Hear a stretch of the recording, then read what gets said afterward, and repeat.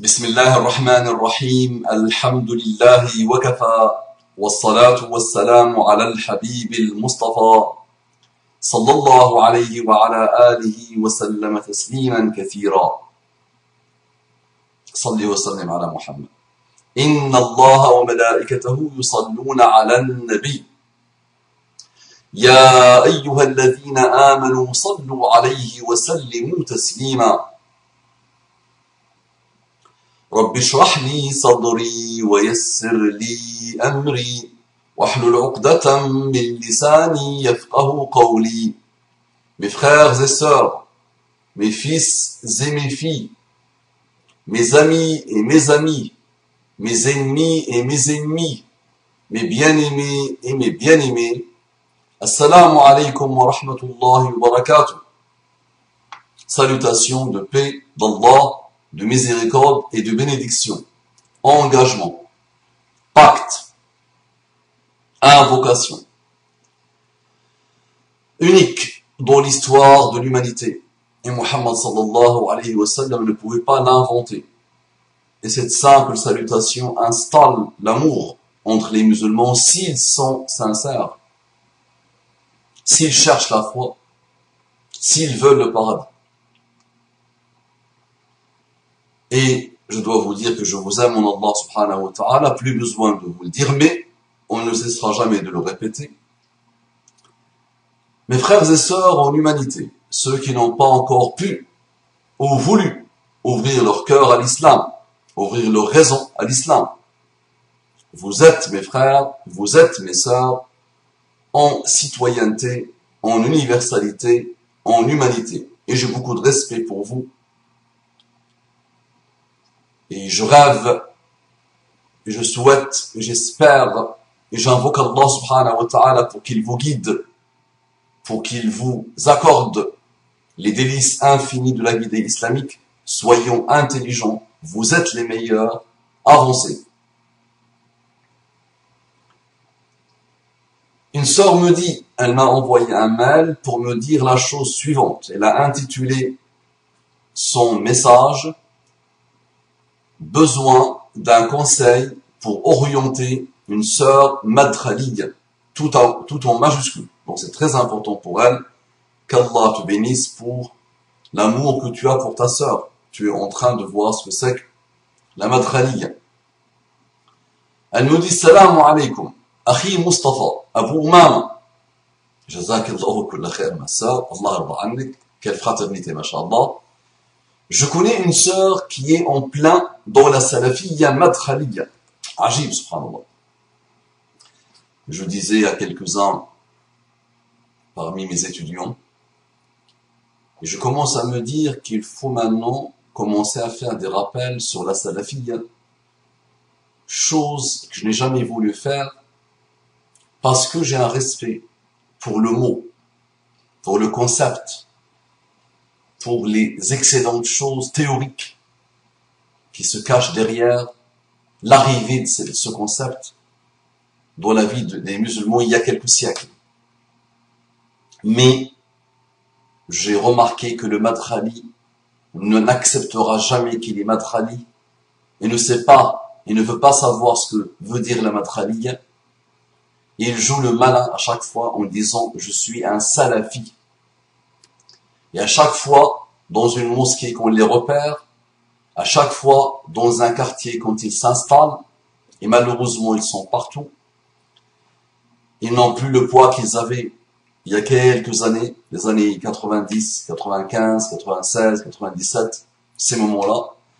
À partir de ces moments-là, on a vu leurs dégâts, mais aujourd'hui ce sont des chauves-souris. On les repère dans les mosquées actuellement. Rapidement, dès que tu le vois, tu sais ce qu'il est, ce qu'il essaie de faire. Et je les vois moi-même, subhanallah, dans les mosquées proches, aller chercher les convertis, aller chercher des jeunes, subhanallah, échanger le numéro de téléphone. L'autre jour, il y a un frère, le pauvre, qui me connaît, alhamdoulilah, dans mes prêches et sur Internet, avec lequel on prie dans la même mosquée. Il me dit, Mustafa, j'ai une question. Je lui dis, c'est quoi ta question? Il dit, voilà, il y a un frère, il est venu me voir, et il m'a dit, elle m'a vu en train de faire doigt en levant les mains comme ça. Il m'a dit, c'est une blague, faut pas faire ça. Voilà, un autre, subhanallah, me dit, il m'explique un peu sa conversion, et il me dit, je lui dis, bah, qu'est-ce qu'Allah subhanahu wa ta'ala a fait pour t'emmener l'islam, pour t'aider à ouvrir ton cœur et tes yeux, et ta raison. Il dit, voilà, je travaillais avec une jeune femme, et au moment du déjeuner, je mangeais avec elle. Elle était sincère, elle portait vraiment le message, elle avait un excellent comportement, elle me parlait tout le temps d'islam. Et c'est grâce à elle que je me suis converti. En me présentant cette sœur, au tout début, il me dit, c'est une musulmane modérée, elle porte pas le hijab. Et là, je lui dis, mais c'est elle la cause de ton retour à Allah. C'est elle qui t'a aidé à te remettre en cause. C'est elle qui a ouvert tes yeux. C'est elle qui a ouvert ton cerveau. C'est elle, tu me dis, très sincère, vraiment, très très sincère au niveau de sa foi et au niveau du comportement, masha'Allah, que traduit cette foi. Et tu rajoutes l'adjectif modéré, je lui ai dit. Et moi, je savais pourquoi. Moi, il suffit de me dire 2-3 mots, maintenant je repère. Et l'expérience, malheureusement. Et là, il me dit, hadith al-iftiraq. Il me sort le fameux hadith que j'ai traité en long et en large dans un de mes rappels. Les chrétiens, les juifs, les musulmans se sont divisés, blablabla. Donc il fallait d'abord introduire cette introduction, poser ce postulat de base pour parler encore une énième fois de la madkhaliya. Donc, naam, tu appelles ça salafiyya madkhaliya, naam. Aujourd'hui, tous sont, avec un tout petit peu d'exception, tous ceux qui disent je suis salafi, tous ceux qui se présentent à la société comme salafi, aujourd'hui, sans vouloir généraliser, attention, ils ont en commun tout ce que la madkhaliya a. Et l'origine de la madkhaliya, c'est la salafiyya telle qu'elle est comprise et telle qu'elle est pratiquée dans les temps modernes. Et le terreau de la madkhaliya était la salafiyya. Et l'une veut dire l'autre et l'autre veut dire l'autre, malheureusement. Dans les temps modernes, je dis bien. Très bien. Donc, Inch'Allah, je ferai une série entière sur la salafiyya d'origine et les dégâts d'aujourd'hui. Donc, dans la salafiyya madkhaliya, j'ai essayé de lui montrer que cette voie n'est pas bonne, mais ça n'a pas fonctionné. Tu rêves, jeune femme. Wallah, tu rêves, ma sœur. Tu penses que tu vas lui dire, Qala Allah, par exemple. Qala al-Rasoul, le prophète a dit, Allah a dit, le prophète a dit, les compagnons ont dit, et tu penses qu'elle dira, oui, c'est vrai, tu as raison. Là, ce n'est pas comme ça. Le madkhali est un spécimen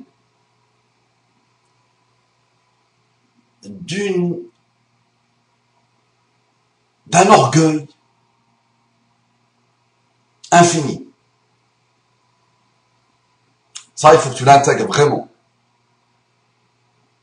Quelle que soit son apparence, le madkhali est quelqu'un d'un orgueil infini.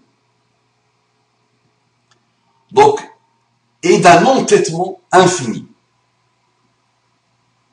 Le madkhali, tu le vois dans le Coran.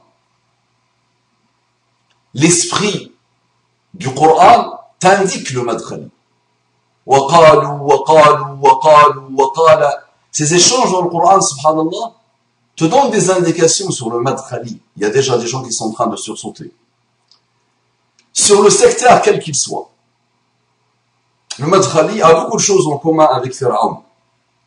Le madkhali a beaucoup de choses en commun avec Abu Lahab. Le madkhali a beaucoup de choses en commun avec Qarun. Le madkhali a beaucoup de choses en commun avec ceux qui ont discuté avec leur prophète. Tu vois l'orgueil, tu vois l'entêtement. Tu vois la dureté du cœur. Tu vois des gens qui ne se remettent pas en cause, qui ne peuvent pas se remettre en cause, et qui ne peuvent pas remettre en cause leur divinité, eux-mêmes. Donc ne rêve pas, madame, si tu penses que c'est facile. Et en plus, plus cette jeune femme a passé du temps dans les sites internet qui la manipulent, avec les vipères, ces chouyourrettes à elle qui la manipulent, et ces chouyours à elle qui la manipulent, d'accord? Ces petits chouyours, ces petits bandits de rien du tout, d'accord? Hein? Qui ont forniqué à l'infini les pauvres, et qui ont bu à l'infini, et qui se sont drogués à l'infini, et qui ont fait toutes les bêtises imaginables et inimaginables, et un chagrin d'amour, une désillusion, la mort d'un proche, quelque chose fait qu'ils mettent leur barbe, hein, grosse barbe, machallah, l'apparence, et ils commencent à étiqueter les gens, à massacrer les gens, à attaquer les gens, à donner libre cours à leur violence interne, leur instabilité interne, leur méchanceté interne, leur haine des autres interne, leur phobie sociale interne, parce qu'ils ne peuvent pas supporter le musulman apaisé. Ils ne peuvent pas le supporter. Ils ne peuvent pas supporter le musulman tout court. Ils font payer aux musulmans avec S leur apaisement, leur stabilité, leur sakina, le khayr qu'ils ont en eux. Ça, ils ne peuvent pas le supporter. D'accord? Ne rêve pas trop, ma soeur. Discussion simple, ça donne rien, ça. Donc, si elle est ancienne dans le milieu, je pense c'est récent chez elle. Donc là, cherche au niveau psychologique. Et je viens de découvrir ce pack de livres dans une librairie française. La manière de se corriger entre prêcheurs, entre parenthèses, Cheikh Abdelaziz Ibn Baz, alayhi rahmatullah. Deuxième livre, l'attitude des salafs face aux déviants, entre parenthèses, innovateurs et désobéissants, Cheikh Abdelaziz Al-Sheikh. La bonne compréhension du prêche des pieux prédécesseurs, Cheikh Saleh Al-Sheikh. J'ai pensé, entre parenthèses, si j'en suis capable, je verrai, de lui envoyer pour lui montrer que classer, critiquer, diviser n'est pas la voie des salafs. J'ai pensé, si j'en suis capable, je verrai, de lui envoyer pour lui montrer que classer, lui envoyer les livres, que classer, critiquer, diviser n'est pas la voie des salafs. Je me suis dit que si ce sont des livres de savants, alors elle prendra plus au sérieux. Connaissez-vous ces livres? Pensez-vous qu'ils peuvent l'aider à sortir de cette secte? Pouvez-vous me répondre rapidement, s'il vous plaît? Je dis pas ça par manque de politesse, mais juste parce que je sais que les stocks s'épuisent parfois rapidement et je voudrais savoir si ça vaut le coup de les acheter ou pas. Je vous remercie d'avance, Harry. Jazakallahu kulla khair, quelle belle éducation, mashallah, quelle belle empathie, quelle belle volonté d'apporter de l'aide et de sauver la sœur d'elle-même et de ses shayatines humains et shayatines tout court. Donc tu as cité 3 livres de l'école salafiyya, des chouyours de l'école salafiyya.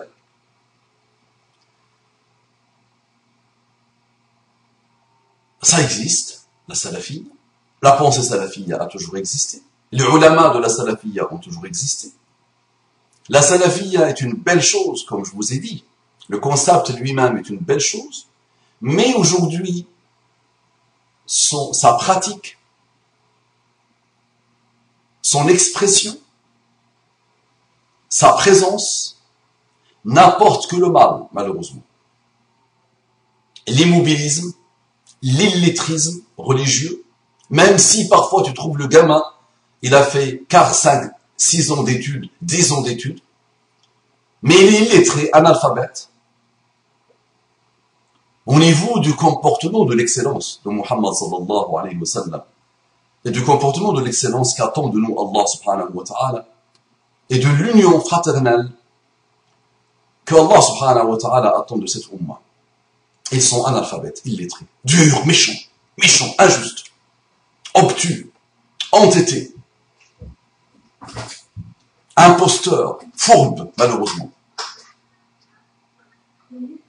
D'accord? Donc, tu donnes ces livres à notre sœur. Ces livres-là peuvent, malheureusement, rajouter en madkhaliya à cette sœur.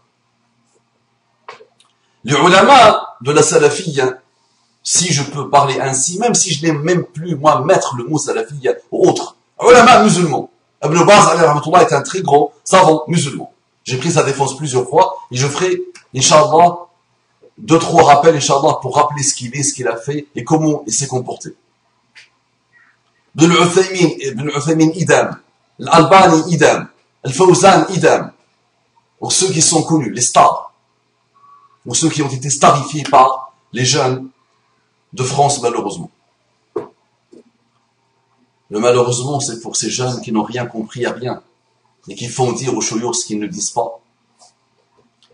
Tu peux même envoyer un livre de Madkhali lui-même à cette jeune femme.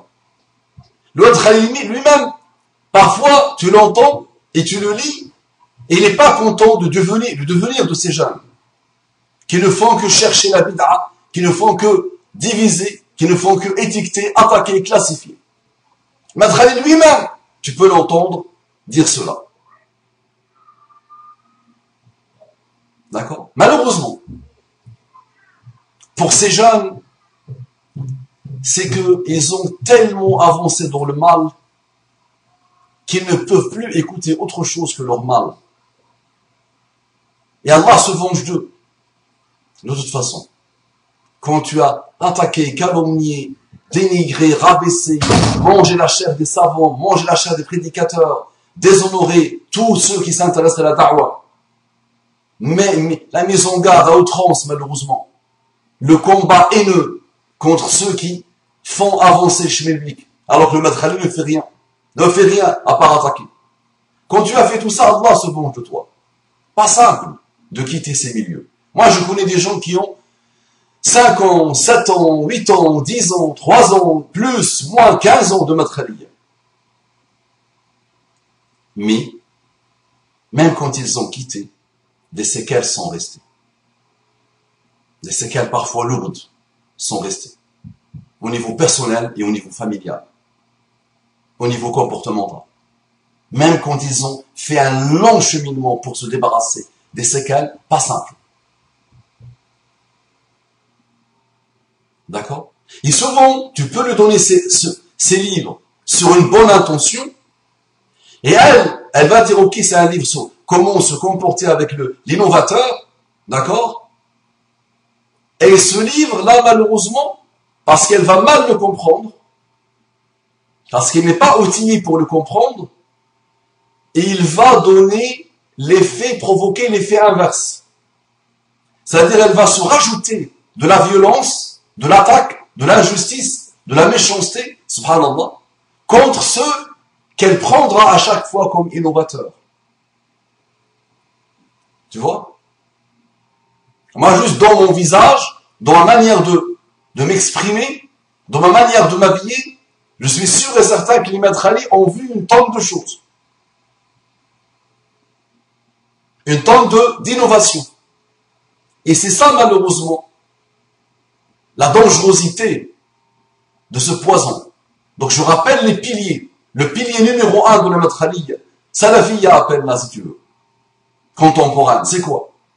C'est le pilier numéro 1 de l'islam, le pilier numéro 1 de l'iman, le pilier numéro 1 de l'ihsan, c'est dire que l'autre est un innovateur, et une fois que je lui colle cette étiquette, je lance tout ce que je veux. Et les dallun, mudillun, égarés, égareurs, min ahl al-hawa, parmi les gens de la passion. Qutbi, ikhwani, innovateur, mauvais, mise en garde, ne pas le fréquenter, ne pas s'asseoir avec lui, ne pas l'écouter. C'est ça le pilier. Donc vous les voyez dans vos familles, vous les voyez dans vos entourages. Ce sont des gens rigides, méchants, Ce sont des jumeaux du shaitan. Ana khayrun minhu. Je suis meilleur que lui. C'est ça la problématique du shaitan. Ana khayrun minhu. L'a fait sortir du paradis, il l'a mis éternellement en enfer. Moi, je suis meilleur que lui. Ils se prennent pour les représentants d'Allah sur terre. Et ils ont le paradis entre leurs mains. Et ils connaissent le cœur des gens.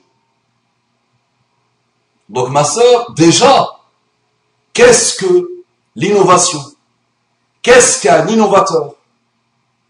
Qui es-tu d'abord pour parler d'un innovateur ou d'une innovation?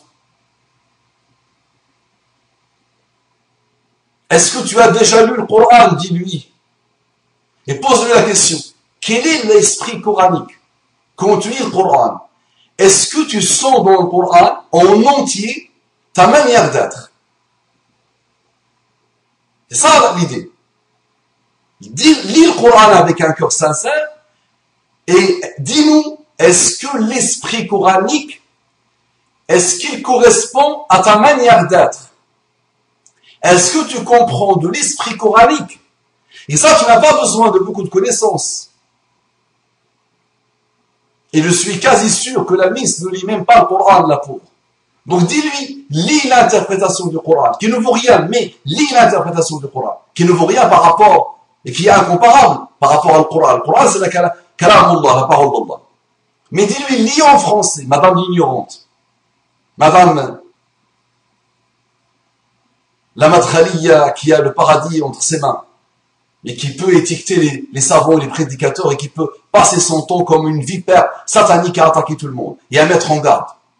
Dis-lui, lis le Coran, parle avec Allah, entends Allah subhanahu wa ta'ala. Et à la fin, réponds à la question suivante. Quel est l'esprit coranique? Qu'est-ce qui se dégage de le Coran? Est-ce que ton comportement correspond à ce décrit dans le Coran? 1. 2. Regarde la sunna. Tu prétends être min ahli sunna wal jama'a. Tu prétends être la porte-étendard de l'islam.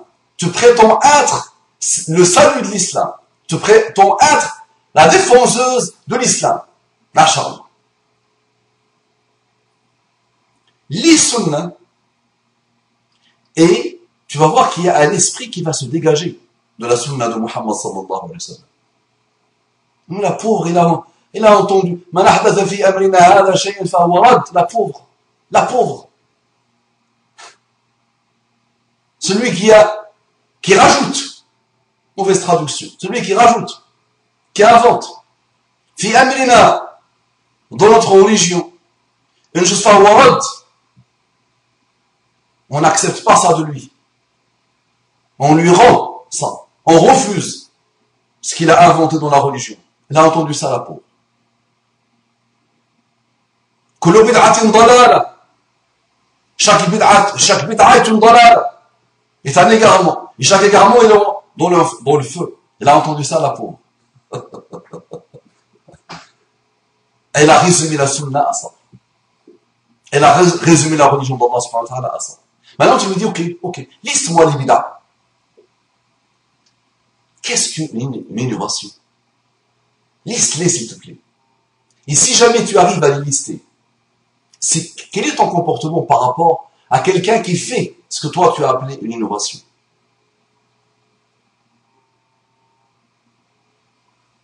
D'accord? Après, tu me dis, regarde la biographie maintenant de Muhammad sallallahu alayhi wa sallam. Comment il a vécu pendant 23 ans et comment il a vécu pendant 40 ans.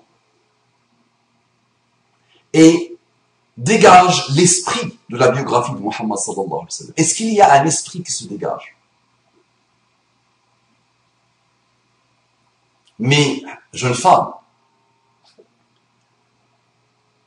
juste ça, ce que je viens de te raconter là, c'est simple comme bonjour. Simple.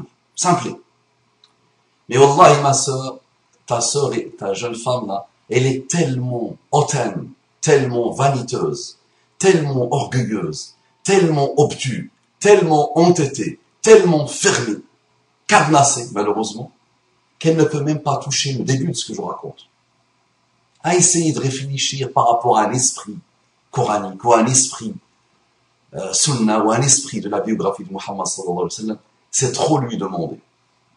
Donc invoque Allah subhanahu wa ta'ala pour elle. Dis-lui de venir dans la mosquée. Choisir n'importe quelle mosquée. Et de venir poser des questions. Dis-lui de contacter le comité de fatwa dans lequel elle a confiance. Elle a confiance à la perfection. Pas les petits gamins de France, attention.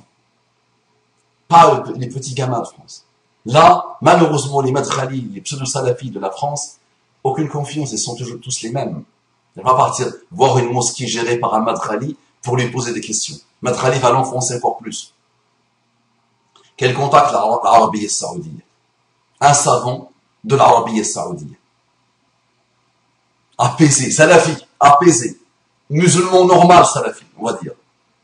Et qu'elle lui dise, voici ce que je fais. Et voici ce que font les gamins de France. Sachant qu'ils ont une très mauvaise réputation.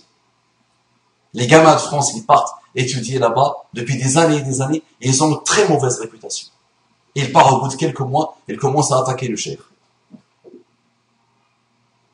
Et dis-lui, pose des questions au chouyour par rapport à ce que tu fais. Cette capacité malheureuse continue à attaquer, manger la chair des savants, des prédicateurs, à ne jamais rien accepter d'eux, subhanallah, et à mettre en garde contre eux on continue. À qui profite le crime? À qui profite cette manière de faire? Il ouvre le Coran et tu vas voir que le Coran combat des gens comme toi. Le Coran décrit des gens comme toi. Et vous êtes la plus grande innovation. La madkhaliya est une des plus grandes innovations que l'islam a connues. Shaitan lui-même, je ne pense pas qu'il a pu mettre en place un stratagème comme ça pour massacrer la stabilité des musulmans et les diviser à l'infini et installer la haine entre eux. Et donc je finis toujours par une définition qui m'a été donnée par un ancien madkhali qui est devenu un très grand conférencier, alhamdulillah, très apaisé, et qui a été frappé même au niveau de sa famille, au niveau de ses proches, subhanallah, par la madkhaliya. Quand je lui dis, ok, résume-moi ton expérience, il m'a dit, la madkhaliya égale la laideur. La madkhaliya égale la laideur. Maintenant, cette sœur, si elle veut que je lui présente des anciens frères, d'anciens frères, qui étaient madkhali, qui ont participé à traduire des livres, qui ont participé à bâtir des mosquées, avec l'idée madkhaliya derrière, salafiyya derrière, et qui se sont repentis, d'accord, et qui payent aujourd'hui leur passé malheureux d'attaque, de dénigrement, d'accord. Si elle veut, je peux lui passer des gens qui ont connu ça, qui l'ont quitté. Plusieurs personnes, pas une ou deux, plusieurs personnes, c'est elle. Et je connais même quelqu'un de la da'wa, vraiment, et qui m'a dit, qui a étudié l'Arabie saoudienne et tout ça, qui était fermé, lui aussi, fermé avec cette manière de voir. Et il regrette toutes ces années perdues, malheureusement, qu'il ne pourra jamais rattraper dans ces milieux. Wala hawla wala quwwata illa billah. D'accord? Maintenant, fais des invocations et fais en sorte d'éviter ça à tes entourages. Partage mes rappels, partage les rappels, écris des choses, décris ce que tu vois. Venez dans les commentaires de ce rappel et écrivez vos expériences. Et conseillez les madkhali. D'accord? Et essayez de les sauver d'eux-mêmes et de leur shayatin. Salam alaikum wa rahmatullahi wa barakatuh.